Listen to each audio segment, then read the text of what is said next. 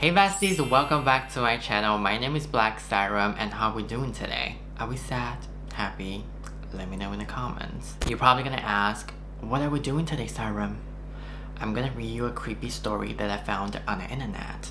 But before that, let me ask you a question. Have you ever used the public Wi-Fi where it asks you to put down your email address or phone number to access the internet? Well, today's story will probably make you think twice if you ever want to use their service again. This story is called Free Wi-Fi.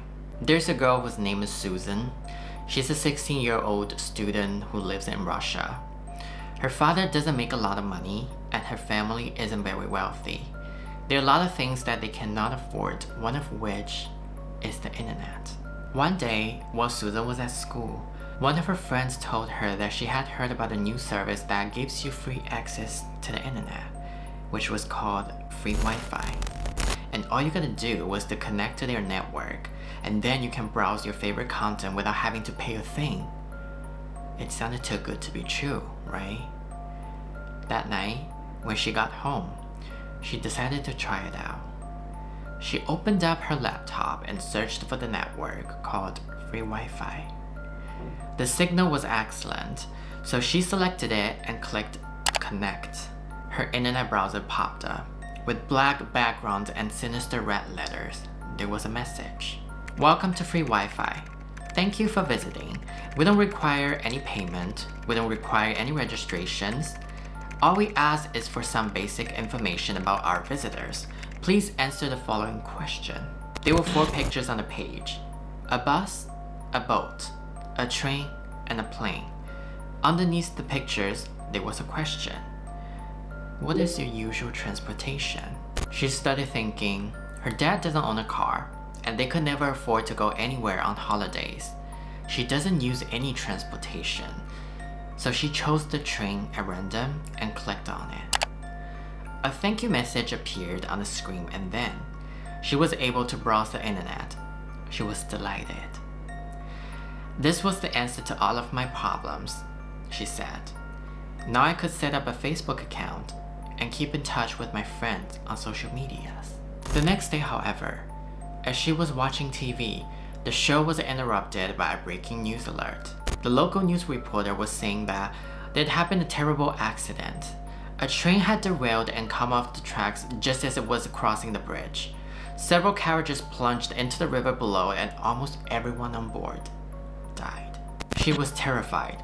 That's when she remembered the website she had visited the night before and she selected the picture of the train. She tried to tell herself it was just a coincidence. But was it? I mean, what would have happened if I chose the picture of the plane?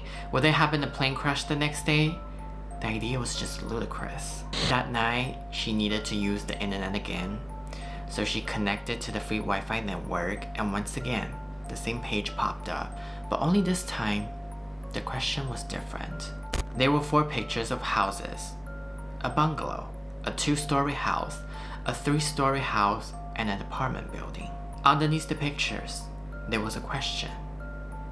What type of house do you live in? She said, my family lives in a bungalow, and I was about to choose the option when I stopped myself.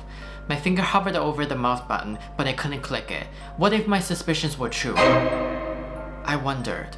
It was a silly thought, but I just couldn't take that chance. Instead, she clicked on apartment building just to be safe. A thank you message appeared on the screen and she was able to access the internet again. The next day, the apartment building near her school got burned down. Luckily, the fire happened during the day, so most people were not home. About 20 people perished in the blaze, and the police said they suspected arson. She was worried, and it started to seem like everything was more than a coincidence. No matter how crazy it seemed, she had a sneaky suspicion that somehow the free Wi-Fi was causing these tragedies, so she decided that she would be better off if she just left it alone. However, that night, she began to doubt herself. The more she thought about it, the sillier it seemed. Was I just being paranoid? How could connecting to a free Wi-Fi network result in the death of over 100 people? Who would have ever believed such a thing was possible? She said. After mulling it over for almost an hour, she convinced herself everything was just a coincidence. So she took out her laptop and connected to the free Wi-Fi again. The internet browser popped up again. There were 4 more pictures, and when she saw them, she let out a gasp of horror. The pictures were her mother, her father, her little sister, and herself. Under these pictures, there was one question. Which of these is your favorite family member?